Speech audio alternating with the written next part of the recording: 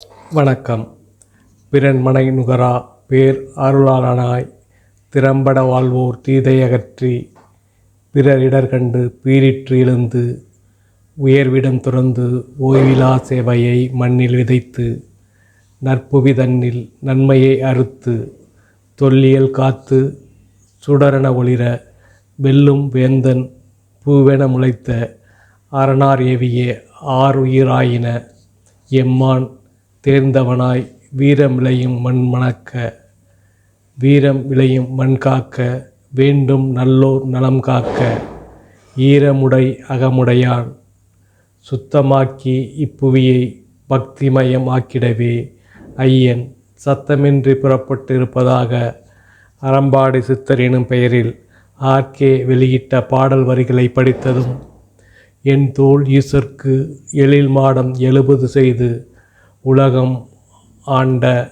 கோச்செங்கணன் பரம்பரையில் வந்த சோழர்கள் அமைத்த கற்றாழிகளாக பிறவாயாக்கை பெரியோன் கோயிலும் அருமுக செவ்வேல் அநீதிகள் கோயிலும் வாழ்வளை மேனி வாலியோன் கோயிலும் நீலமேனி நெடியோன் கோயிலும் சோழ வளநாடு முழுதும் நிறைந்து அங்கெல்லாம் ஒன்றே குலமும் ஒருவனே தேவனம் என்றும் யாவர்க்குமாம் இறைவர்க்கு ஓர் பச்சிலை யாவர்க்குமாம் பசுவுக்கு ஓர் வாயுரை யாவர்க்குமாம் உண்ணும் போது ஒரு கைப்பிடி யாவர்க்குமாம் பிறருக்கு இன்னுரைதானே என்றும் படமாட கோயில் பகவர்க்கு ஒன்று ஈயின் நடமாட கோயில் நம்பர்க்கு அங்கு ஆகா நடமாட கோயில் நம்பர்க்கு ஒன்று ஈயில் படமாட கோயில் பகவர்க்கு அது ஆமே என்று ஓதுவித்தது ஒரு பக்கமும் மறுபக்கம் அறவோர் பள்ளியும்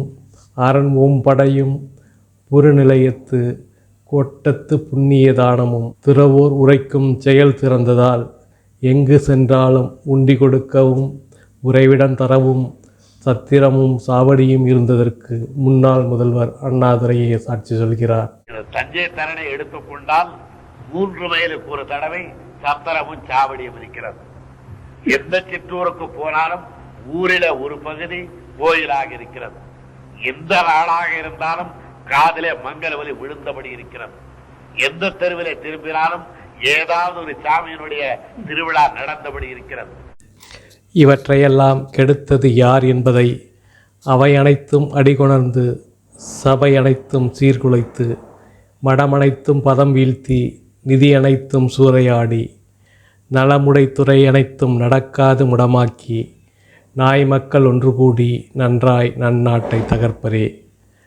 பிறவி பேதமிட்டு பிறவா கொடுந்தம்பி பெயர்ப்பான் தேன்மொழி தமிழ் மண்ணை இருகும் தான் தோன்றி அண்ணனாண்டு அல்லல் கோடி தந்து கெடுப்பான் தன்னிசையை எனும் அறம்பாடு சித்தர் பாடல் வரிகள் கொண்டு அறிய முடிகிறது. இப்படியாக இருள் சூழ் இவ்வுலகில் ரவியென ஒருவன் எழுவானே என்றது சிவன் பேணும் இவன் தாதை தென்பழனி கோலம் பூண்ட குமரன் நாமம் கொள் குலப்பிள்ளையாம் என்றதெல்லாம் வைத்து நாம் கருதியது இன்னும் ஒரு சில நாளிகை கழித்து பிறந்தால் உங்கள் மகன் சிவபக்த சிரோன்மணியாக வருவான் என்றதும் தன்னிரு கால்களையும் கட்டி தலைகீழாக தொங்கவிட ஆணையிட்டு தலைகீழாக தொங்கி தக்க நாளிகையில் பிரசவித்த தன் மகனின் சிவந்த கண்களைக் கண்டு கோச்செங்கனா என உச்சி மூந்து உயிர்விட்ட கமலவதி தாயாரின் மகன் என் தோள் ஈசர்க்கு எழில் மாடம் 70 செய்து உலகாண்ட கோச்செங்கனான் போல் இல்லையென்றாலும் இயன்றதையாவது செய்வார் என பார்த்தால் திருமணம் கடந்த உறவுக்கு குரல் எழுப்பும் திராவிட திருவாளர்களுக்கு காவடி தூக்குகிறார். கோவில்கள் குறித்தும் திருநீறு பூசுவது குறித்தும் ஏகடியம் பேசுவது என எட்டிக்கு போட்டியாக பேசுவதுமாக இருக்கிறார். சரி, அம்பலத்து நுழையாமல் ஆலயம் தொழாமல் செம்புலத்து செழுநிலமாம் சீர்நெல்லை தென்திசை திரிகூடநாதனுக்கு குடதிசையில் வன்புயத்தான் வந்துரைந்து என்புருக்கி தவம் நோற்று ஈசன் மெய்யறிந்த ஆசானுக்கு ஏன் 2022ஆம் ஆண்டில் பாடலில் குறிப்பிட்டவாறு சக்தி வரவில்லை என புரியாததால் 23ஆம் பாடலில் சொல்லும் ஜாதகத்தை ஆராய முற்பட்டோம். ஜோதிடர்கள் விதி மதி கதி என்கிறார்களே, அதை பார்க்கலாம் என பார்த்தால் சனி பகவான் ஆட்சி பெற்று 3ஆம் பார்வையால் லக்கினத்தை பார்க்கிறார். சரி, லக்னாதிபதி செவ்வாய் எப்படி இருக்கிறார் என பார்த்தால் அவரும் ஆட்சி பெற்ற சனி பகவான் வீட்டில் இருக்கிறார். சனி பகவான் நேர்வலு பெற்றிருக்கிறார். குரு பார்வையும் இல்லை. சரி, லக்கினத்தையும் லக்னாதிபதியையும் இருள் சூழ்ந்துவிட்டது, போகட்டும். மதியையாவது பார்க்கலாம் என பார்த்தால் மதியை கிரகணம் பிடித்திருக்கிறது. சரி, கதியை பார்க்கலாம் என கதிரவனை பார்த்தால் அவரையும் இருள் சூழ்ந்திருக்கிறது. இவர்களை சுபரான குருவோ சுக்கிரனோ பார்க்கிறார்கள் என்றால் அதுவும் இல்லை. ஆனால் அதிர்ஷ்டவசமாக 10ல் ஒரு பாவியாவது இருப்பது நல்லது என்பதற்கு ஏற்ப மேட லக்கணத்திற்கு 3 மற்றும் 6க்குரிய மேதை புதனே மிளிர்கிறார். அதனால் புத்தி சாமர்த்தியத்தால் பிழைத்து கொள்வார். கூடுதலாக கேட்டதை கொடுக்கும் 11ஆம் இடத்தில் சனி, சூரியன், செவ்வாய் வேறு இருக்கிறார்கள். ஆனால் யாரிடம் கேட்கணும், என்ன கேட்கணும் என்று தெரிய தெளிந்த மனம் வேண்டுமே. துரதிர்ஷ்டம் மனநிலையின் காரகனான சந்திரனை கிரகணம் பிடித்திருக்கிறது. அதாவது சர்ப்பதோஷம் அல்லவா இருக்கிறது. இது பத்தாது என்று பிரயஸ்தானத்தில் வேறு சுக்கிரன், குரு. சுக்கிரன் 12ல் இருப்பதாலோ என்னவோ 40ன் நடுவில் மகள் வயது பெண் மீது மோகம் வந்து பகை பல்லாயிரம் வளர்த்திருக்கிறார் போல. குரு விரயஸ்தானத்தில் இருந்தால் பெரிய மனிதர்கள் என்று யாரையாவது நம்பி ஏமாறுவார்கள் என்கிறது ஜோதிடம். இவர் வேறு பிறவா யாக்கை பெரியோன் குறித்து சிந்திப்பதே இல்லை. ஈவேராவை குறித்தே பேசிக்கொண்டிருப்பதாக தெரிகிறது. அநேகமாக இந்த ஜாதகர் திராவிட மாடல் உருட்டுக்கடையில் அல்வா வாங்கி ஏமாற அதிகம் வாய்ப்பு இருப்பதால் அது குறித்து எச்சரிக்கிறோம். தாத்தா, அடுத்து நான் தானே. அதுல என்னப்பா சந்தேகம்? வா போலாம். உருட்டு அல்வா, உருட்டு அல்வா, உருட்டு கடை அல்வா, உருட்டு அல்வா, உருட்டு அல்வா, உருட்டு கடை அல்வா. ஏ பேரா, நல்லா கேட்டுக்கோ. முதல்ல இந்த அல்வா உங்க கொள்ளு தாத்தா கிண்டுனாரு, அப்புறம் உன் தாத்தா நான் கிண்டுனேன், அப்புறம் உங்க அப்பா கிண்டுனான், அடுத்து நீ தான் கிண்டணும். அல்வா அல்வா சூப்பர் தாத்தா. அப்படி என்ன அல்வா? விடியலை நோக்கி உருட்டு அல்வா. திமுக உருட்டு கடையிலிருந்து உங்களுக்காக வந்து கொண்டிருக்கிறது. சுத்தமான அக்மார் குருட்டுகளால் செய்யப்பட்டது. பல வகையான சுவைகளில் உருட்டு கடை அல்வா உங்கள் வீடு தேடி. திராவிட முன்னேற்ற கழகம் ஆட்சி வந்துச்சுன்னா 100% தமிழ்நாட்டிலிருந்து நான் நீட் தேர்வை அடியோட ஒழிச்சு கட்டுவேன். இதோ நீட் ரத்து அல்வா, டாஸ்மாக் தடை அல்வா, 5.5 லட்ச அரசு வேலைகள் அல்வா, பெட்ரோல் டீசல் விலை குறைப்பு அல்வா, கல்வி கடன் ரத்து அல்வா, மகளிர் உதவித்தொகை அல்வா, ஒப்பந்த தூய்மை பணியாளர்கள் பணி நிரந்தர அல்வா, மாதாந்திர மின் கட்டணம் அல்வா, 150 நாட்கள் வேலை திட்டம் அல்வா. என்ன இது, யாரும் வாங்க மாட்டாங்க. எல்லாரும் உஷாராயிட்டாங்களோ? இனி எல்லா அல்வாவும் நமக்கு தான்.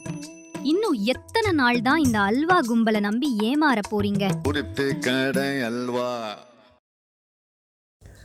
இந்த ஜாதகர் இந்த அல்வா கும்பலிடம் ஏமாறாமல் நாடகத்தால் அடியார் போல் நடித்தாவது அரவரசன் ஆலயப்பதி சென்று அவன் அருள் பெற முயன்று அவன் அருளாலே அவன் தாழ் பணிந்து சர்ப்பதோஷம் போக்க முயலலாம். அனந்தனுரை அருள்மிகு புரியிலிருந்து நாற்காத தூரத்தில் ஜாதகர் வீட்டுக்கருகில் இருக்கும் அரவரசன் ஆலயப்பதியை சர்ப்பதோஷ பரிகார தலமாக ஜோதிடர்கள் சொல்கிறார்களா என அடியேனுக்கு தெரியவில்லை. ஆனால் திருநாகேஸ்வரம், திருப்பாம்புரம் சென்று பரிகாரம் செய்யலாம். ஏன், தமிழ் பரப்பின் தலைப்பதியாம் சென்னையில் நவகிரக ஸ்தலங்களில் ராகு தோஷம் போக்கும் வட திருநாகேஸ்வரத்திலும் தோஷ பரிகாரம் செய்யலாம். இது எங்கு இருக்கிறது என்றால், வானில் மீனை இயக்கி வந்து வாஞ்சையால் கோணாய் அமர்ந்தவன் ஒரு நாள் குற்றுயிரிழந்து குண்டால் சிதைந்து அவன் எழில் உடல் அறியா வண்ணம் அழிந்த இடமான திருப்பெரும்புதூருக்கு அருகில் அரசனாய் ஆலயம் பூண்ட அங்கத முறையூரில் அமைந்ததொரு விளக்கும் வன்புயத்து மன்னன் அவதார புதூரில் என்ற புதிருக்கும் பொருந்தும் வகையில் உள்ள ஊர்தான். எப்படி என்றால், இரண்டாம் குலோத்துங்கனுடைய மகன் இரண்டாம் ராசராச சோழன் 17ஆம் ஆட்சியாண்டில் திருமலபாடி சிவன் கோயிலில் பொறிக்கப்பட்ட கல்வெட்டில் ஜெயங்கொண்ட சோழ மண்டலத்து குன்றத்தூர் சேக்கிலான் மாதேவடிகள் ராமதேவனான உத்தம சோழ பல்லவராயன் என்ற தொடர் இடம்பெற்றுள்ளது. இத்தொடரில் குன்றத்தூர் என்பது ஊரின் பெயர். இவ்வூரில்தான் சேக்கிலார் பிறந்தார். உத்தம சோழ பல்லவராயன் என்பது சேக்கிலாருக்கு சோழன் அளித்த பட்டப்பெயராகும். மாதேவடிகள் ராமதேவன் என்பது சேக்கிலாருக்கு அவர் முன்னோர்கள் வைத்த இயற்பெயராக இருக்கலாம் என்று அறிஞர் க. வெள்ளைவாரணன் குறிப்பிடுகின்றார். நாகர்கோவில் நாகராஜா கோவிலில் கிடைக்காத அருள் ஒருவேளை குன்றத்தூர் சேக்கிலான் மாதேவடிகள் ராமதேவன் அவதார ஊரில் இந்த ஜாதகருக்கு கிடைக்கலாம்.